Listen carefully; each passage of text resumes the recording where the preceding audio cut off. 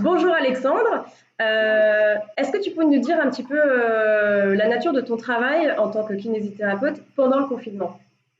Donc en fait, moi, pendant le confinement, vu que malheureusement mon cabinet est fermé, donc j'ai une page Instagram où je partage beaucoup d'informations, de vidéos. Et là, en ce moment, pendant cette période-là, tous les jours à 17 heures, je fais des séances axées essentiellement sur le dos, car malheureusement, en ce moment, on est sédentaire, on a tendance à avoir des douleurs et des raideurs qui s'installent. Donc je fais des cours spécialisés à 17 heures sur le rachis, où je fais du renforcement musculaire, de la mobilité articulaire et des étirements pour essayer un petit peu de donner une solution aux personnes qui malheureusement n'ont pas accès au cabinet de kinésithérapie et d'ostéopathie en ce moment. Alors, en quoi la kiné peut être complémentaire à une activité physique pour se maintenir en forme? En fait, ce qu'il faut savoir, c'est que la kinésithérapie, c'est vraiment la thérapie par le mouvement. Donc, c'est-à-dire, on peut très bien faire de la course à pied, bon, à faire attention en ce moment, on n'a pas trop s'éloigner de son domicile, faire d'autres sports, mais en fait, ce qui est important, c'est vraiment de mobiliser des articulations en particulier, qui sont surtout les dorsales et les hanches. En fait, ces articulations-là ont tendance à très s'enraidir, et malheureusement, quand on court, ou quand on fait de la marche, ou on fait d'autres sports, comme de la corde à sauter, on ne va pas spécialement mobiliser ces articulations-là. Donc le but, c'est vraiment de faire un travail axé sur des articulations clés pour redonner de la mobilité au maximum, pour avoir un corps avec le moins de douleur possible et qui puisse vieillir bien dans le temps. D'accord. Alors, tu vas nous montrer quelques mouvements intéressants pour nous aider justement à se sentir mieux en cette période un peu sédentaire. On peut peut-être commencer par les personnes qui travaillent encore chez elles, qui sont en télétravail, souvent assises. Qu'est-ce que tu peux leur conseiller? Donc en fait, la position assise, le problème qu'on va avoir, comme je disais tout à l'heure, c'est qu'on va avoir un problème au niveau des hanches, car on est assis toujours au fond, et on va aussi avoir un problème au niveau des dorsales, c'est la partie qui est située entre nos cervicales et nos lombaires, donc en gros c'est les omoplates. On a souvent tendance malheureusement à subir la gravité et à Être comme venir ça. voilà, c'est ça, enroulement des épaules vers l'avant et des tensions qui se créent au niveau des cervicales. Donc déjà, ce qu'il faut penser toujours, c'est à bien rentrer le ventre et s'auto-agrandir. C'est En la fait, posture, en fait, rester droit, en fait, quand on travaille. après, il faut pas imaginer qu'il faut rester droit justement pendant 1 heure et qu'on ne va pas avoir de douleur. Non, au contraire. C'est très important d'avoir une bonne posture, ok, mais ce qu'il faut en plus de ça, c'est vraiment mobiliser son articulation et en particulier cette zone dorsale ici. Donc il y a des mouvements très simples à faire. Vous mettez vos mains sur vos épaules ici, on rentre le ventre. On peut le faire assis sur sa chaise, c'est des exercices qui sont que sur la chaise. Donc essaye de bien lever les épaules et tout doucement, en gardant les épaules bien basses, en gardant le bassin bien fixe, on vient faire des rotations. En fait, je vais mobiliser mon dos en rotation dans un sens tout doucement et dans l'autre. On doit sentir au niveau des omoplates, on pense à bien rentrer le ventre ici. Et là, en fait, je mobilise mon rachis. J'essaye d'éviter justement cet enroulement vers l'avant. Je mobilise dans les deux sens. Donc là, en fait, on travaille dans le plan de la rotation. Donc ça, on peut le faire une dizaine de fois de chaque côté. Et après, ce qui est intéressant aussi, c'est de travailler l'autre plan, cette fois-ci de la flexion et de l'extension. Donc, pour éviter la flexion, au contraire, on va venir et on essaye d'amener les coudes vers l'arrière et tout doucement d'aller regarder le ciel. On relâche bien, on souffle et on relâche. Petit mouvement. Et Ok. essaye de bien ramener il faut bien que les omoplates derrière se touchent. Les bras sont à 90 degrés ici. Tac. Et on essaye de bien venir regarder vers le plafond et on redescend tout doucement, on serre les coudes. C'est un tout petit mouvement, on essaie vraiment de sortir la poitrine. Justement, quand je suis au travail, j'ai tendance à être fléchi. Et là, au contraire, je cherche à travailler mon extension. Je sors la poitrine, je regarde vers le plafond ou vers le ciel si on est dehors et on relâche tout doucement. Et ça, il faut le faire une dizaine de fois. Si on peut le faire chaque heure, ça serait parfait. Et en plus de ça, souvent, on a tendance à être sur l'ordinateur et à lever les épaules. Ça crée des tensions au niveau des cervicales. Exercice très simple pour étirer ses cervicales. On vient mettre la main le plus bas possible.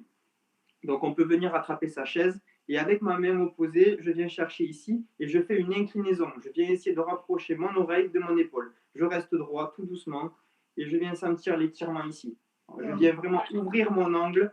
Je viens, je souffle bien, je relâche une dizaine de secondes et je fais pareil de l'autre côté. Ça, on peut le faire toutes les heures. Et en fait, ce qui est important surtout, c'est essayer vraiment de ne pas attendre d'avoir mal pour le faire. Au contraire, quand je sens que je vais bien, je peux prendre allez, 2-3 minutes. Je fais ces trois petits exercices pour redonner de la mobilité. Et en dehors de ça, je pense, quand je commence à des fois être stressé ou quoi, je pense à bien rentrer mon ventre, je m'agrandis, hyper important. Donc ce travail abdominal et ce mouvement de mobilité pour les dorsales et pour les cervicales. D'accord. Est-ce que ça s'accompagne d'une respiration spécifique? En fait, la respiration, ce qui est important à savoir, c'est qu'il faut toujours souffler, rentrer le ventre. Je souffle, je rentre le ventre et pendant l'effort. C'est-à-dire pendant que le mouvement devient délicat. Donc là, par exemple, quand j'étire, je souffle bien, je rentre mon ventre. Je peux faire plusieurs cycles. Et après, quand je faisais cet exercice-là, pareil. Quand je viens sur le côté, donc pendant l'effort, je souffle. Et quand je reviens, j'inspire tout doucement. Toujours expiration pendant l'effort. D'accord. Et ces exercices-là, il faut les faire donc quotidiennement avant de démarrer le boulot en télétravail? On peut les faire avant, après, pendant. Honnêtement, plus on va le faire, mieux on va se sentir. Il n'y a pas de restriction au niveau, non, il faut le faire qu'une fois toutes les heures, ou il faut le faire que 2 fois par journée. Non, on peut le faire quand on veut. Au contraire, plus vous allez bouger, mieux ça va aller. D'accord. Ok, donc ça c'était pour la position assise. De manière générale, en confinement, on n'a pas l'occasion vraiment de faire de vraies activités physiques, on se sédentarise. Comment on fait pour rester en forme malgré tout, de manière générale pour tout individu? Donc en fait, ce qui est important à comprendre, c'est que vu qu'on est assis, en fait, il y a un concept de chaîne postérieure. Je ne sais pas si les gens connaissent ce concept. En fait, c'est comme c'est comme un seul gros muscle qui part de la base de nos orteils et qui vient s'insérer au niveau de notre crâne. Ça, on appelle ça la chaîne postérieure. Donc, ça vient vraiment tout derrière, les mollets, les ischios, le bas du dos, les fessiers, jusqu'au niveau des cervicales. Et en fait, malheureusement, avec la position sédentaire, on a tendance justement à perdre de la force sur cette chaîne musculaire. Donc, vraiment, tout le travail qui va être important, ça va être de travailler les ischio-jambiers et aussi de travailler le bas du dos. Pour ça, il y a des exercices très simples à faire. Je vais vous les montrer sur le tapis. Donc, premier exercice très simple, on vient se positionner sur le dos ici.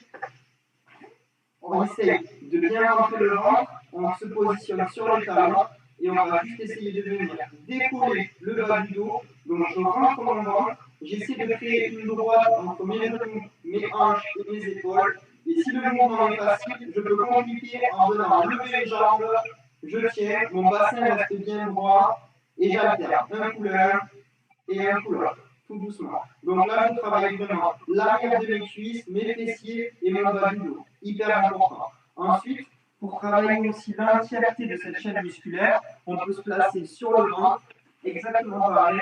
Je viens, et là, je travaille un gainage un petit peu particulier. Je viens décoller mes pieds, je contracte mes fessiers. Donc là, je sollicite vraiment l'arrière de mes jambes, le bas de mon dos. Et pour compléter vraiment toute la chaîne musculaire, j'imagine je décolle en position un petit peu parachutiste, si vous voulez, avec les épaules bien basses, et j'imagine ce fil qui me tracte ici vers le haut. Je m'agrandis au maximum et je viens tenir la position une dizaine de secondes et je relâche. Après, je peux augmenter un petit peu la difficulté et venir serrer les omoplates et je viens chercher vers le haut et vers le bas. Toujours pareil, je souffle pendant l'effort. Et je relâche. Vraiment ça, c'est 2 exercices très simples à faire. Essayez de le faire à peu près 5 séries de chaque 10 mouvements, mais c'est vraiment fondamental pour essayer de bien renforcer ses abdos et sa chaîne postérieure. Mais justement, ce travail de renforcement, il va servir à quoi? Tu peux nous éclaircir, nous éclairer là-dessus? Ben en fait, ce qu'il faut comprendre tout simplement, c'est que vos abdos, ils servent essentiellement à protéger vos lombaires. C'est vraiment une sangle abdominale. Et en fait, il faut vraiment travailler ce renforcement postural pour essayer de vraiment lutter à se redresser au maximum et pas être en flexion. La base, c'est vraiment se redresser, s'agrandir et créer ce gainage au niveau du corps. La respiration aussi est fondamentale. Il faut toujours penser à bien souffler et bien rentrer le ventre pour activer ces abdos profonds. D'accord. Troisième thématique que je voulais aborder avec toi, Alexandre, alors qui ne nous concerne pas ni toi ni moi, parce que nous ne sommes pas des seniors, mais pour les seniors qui passeraient par là, qu'est-ce que tu leur conseillerais de travailler pour qu'ils se sentent en meilleure forme, pour qu'ils se sentent mieux? En fait, le plus important chez les seniors, ça va vraiment être le travail au niveau des jambes. C'est essentiel de travailler les muscles qui vont stabiliser le bassin. Il y a des exercices debout. Donc moi, ce que je préconise souvent, c'est de faire des exercices à proximité d'une chaise et en fait de vraiment travailler toujours pareil. On rentre le ventre, on contracte au maximum et venir en appui, tout doucement essayer de travailler dans différents plans. Donc je viens lever mon genou, je me tiens en équilibre. si je me sens bien, je peux essayer de décoller ma main de la chaise. Donc, je travaille mon renforcement et en même temps, je travaille mon équilibre. Il faut savoir que les personnes âgées, malheureusement, ont tendance à chuter. Donc, c'est essentiel de travailler cet équilibre-là. Donc, le mouvement ici. Ensuite, on a le mouvement du moyen fessier où je reste tendu et je viens juste tendre ma jambe sur le côté. Ça, c'est un muscle stabilisateur du bassin, donc c'est hyper important. Et ensuite, troisième mouvement, travailler le fessier comme on a fait tout à l'heure, mais de façon plus douce. Je rentre mon ventre, toujours pareil, je me gaine au maximum et je viens tout doucement tendre ma jambe. Tout simplement, j'essaie vraiment de créer cette sangle abdominale, je contracte mes fessiers et je viens amener ma jambe tendue derrière, tout doucement. Après, ce qui est intéressant, c'est vraiment de faire un travail pur sur l'équilibre. Donc on prend sa chaise à proximité, on essaie juste de décoller un pied. Si c'est dur, je pose une main et j'essaie de travailler mon équilibre. 10 secondes d'un côté et 10 secondes de l'autre. Après, au niveau des épaules, ce qui est intéressant aussi, c'est d'essayer de prendre un balai dans ses mains, un manche à balai, on enlève juste le bout, et tout doucement, essayer de venir lever le balai sans lever les épaules. Je monte, je pense à bien rentrer mon ventre, attention à ne pas creuser le bas du dos. Je monte tout doucement mon balai et je redescends. Si je n'ai pas de balai, je prends tout simplement mes deux mains, et avec mes deux mains, je lève tout doucement, je mobilise et je redescends tout doucement. Hyper important de continuer également à travailler aussi un petit peu le haut du corps, mais le plus important, c'est vraiment travailler ses abdos, son renforcement, ses fessiers et bien sûr l'équilibre.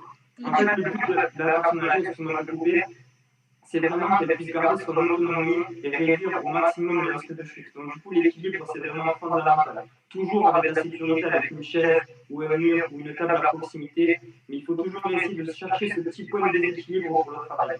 Bon bah super, c'était très clair Alexandre pour ce premier cours. En tout cas, c'était vraiment parfait. Rappelle-moi ton compte Instagram sur lequel on peut aller si on veut suivre tes cours en temps de confinement. C'est lequel? Moi, mon compte Instagram, c'est Pams Therapy, donc sur Insta. Tous les jours à 17h, je fais des lives. Et en plus de ça, du coup, pour les seniors, justement, vu qu'ils n'ont malheureusement pas accès, j'imagine, à Instagram, j'ai créé un programme qui est entièrement gratuit. Donc, il suffit juste de m'envoyer un message, d'aller sur mon site internet pour le télécharger. C'est 10 séances qui sont adaptées aux seniors, donc quand même plus de 75 ans à peu près, qui sont vraiment du renforcement, de l'équilibre et un petit peu d'étirement. Donc, n'hésitez pas à aller voir si vous regardez cette interview, ça va être le plus grand plaisir. Merci beaucoup, Alexandre, pour tous tes conseils. Alors, je vais couper.